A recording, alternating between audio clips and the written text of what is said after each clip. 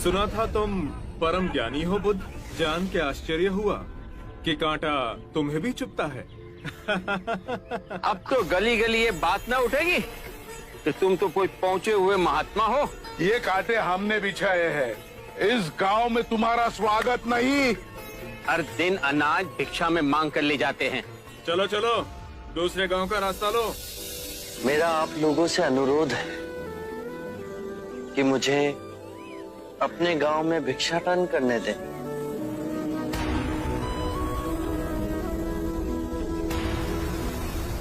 ठीक है, भिक्षा चाहिए तो दे अपने रक्त की आहुति।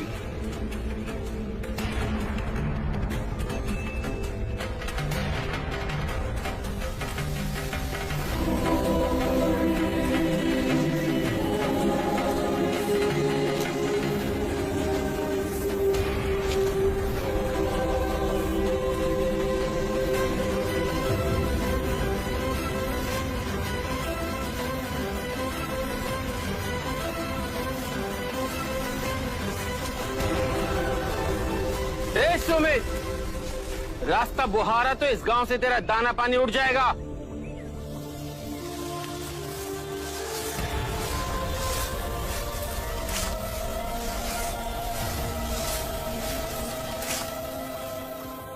आप गांव में प्रवेश कीजिए।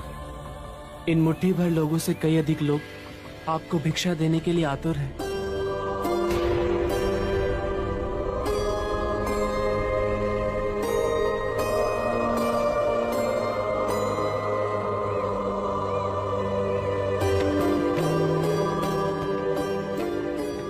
आप मुझे ना छूए।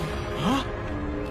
नहीं तो मेरी छाया भी पड़ी, आप दूषित हो जाएंगे। क्यों दूषित हो जाऊंगा मैं? तुम भी हम सभी की तरह मनुष्य ही हो, और एक मनुष्य का स्पर्श दूसरे मनुष्य को कैसे दूषित कर सकता है? केवल लालच, घृणा, मोह, तृष्णा हम ही मनुष्य को दूषित करते हैं। और तुम जैसा मनुष्य जिसमें इतना प्यार भरा हो, वो केवल दूसरों को सुख ही दे सकता है, दुख नहीं। कैसे महात्मा हो तुम? तुम्हें तो जाति वर्ण का ज्ञान भी नहीं है। चोला पहने कोई सन्यासी नहीं होता। अरे पाखंडी हो तुम, पाखंडी। जो मानव से उसकी मानवता को छीनता है, पाखंडी वो होता है। यदि मुझे पाखंडी कहे आप सभी को संतोष मिलता है तो ये उचित है, परंतु इस मनुष्य में भी हमारी तरह प्राण बसे। इसे नीचा कहे, इसका तिरस्कार करना सबसे बड़ा पाखंड है। यदि जानते नहीं हो तो मैं बता दूं, ये धर्मशास्त्र है। पाखंड कैसे हुआ? जिस मिट्टी से सारी मानवता का सृजन हुआ, उसी से इसका भी हुआ। मानव और मानव में भेद कर आप सृजनकर्ता पर कीचड़ उछाल रहे हैं। यदि हम आकाश में कीचड़ उछालेंगे तो आकाश तो ऊंचा ही रहेगा, परंतु कीचड़ वापस हमारे ऊपर ही गिरेगा। आकाश ने तो भेद नहीं किया, वो हम सभी को एक पिता समान ढके हुए है। ये धरती धान उपजती है, इसने हमारे साथ भेदभाव नहीं किया। ये हवा हम सभी के लिए समान बहती है। पानी हर प्यासे की तृष्णा को बुझाता है।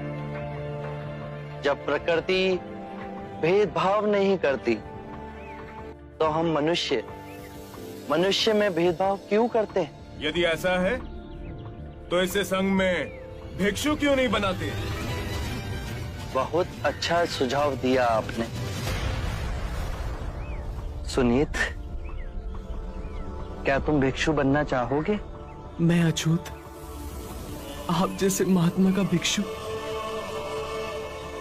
मैं इस योग्य नहीं हूँ। जो मनुष्य दूसरे मनुष्य की पीड़ा को देख व्यथित हो जाए, उससे उत्तम कोई दूसरा नहीं। मैं बुद्ध स्वागत करता हूं सुनीत का हमारे भिक्षु संघ में।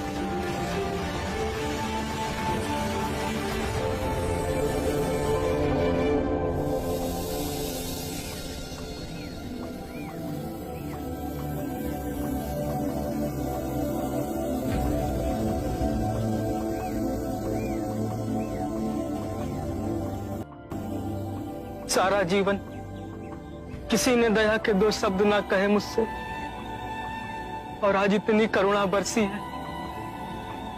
पहली बार ऐसा लग रहा है कि मैं भी मनुष्य हूं, पर जो मैं कर रहा हूं यह अधर्म तो नहीं? जो अधर्म आज तक हुआ वो अब नहीं होगा। हर मनुष्य में चेतना का द्वार है, बस उसे ही अपनी संभावना को पाना है, अपनी गरिमा पे पुनः लौटना है। मेरा मार्ग प्रेम का है, तो वहां सबका सत्कार है। गंगा, यमुना, ऐरावती, सरयू, माही, ये सब नदियां हैं, और ये सब अंत में वह सागर में मिल जाती हैं। वहां उनका ना भेद होता है, ना ही नाम। उसी प्रकार जिस भी मनुष्य ने अपना गृह त्याग कर सत्य के पथ पर चलने का निश्चय किया, चाहे वो ब्राह्मण हो या क्षत्रिय, वैश्य या शूद्र ही क्यों ना हो, उसी महासागर में विलीन हो जाते हैं।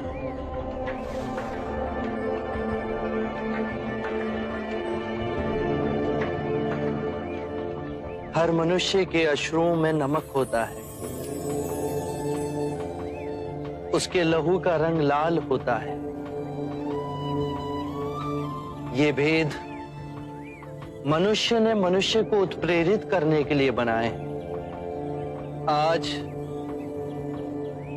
मैं इन भेदों को काटता हूं। आज सुनीत को दीक्षा देना क्रांतिकारी होगा। हम पर बहुत से संकट आएंगे, हमें और तिरस्कृत किया जाएगा,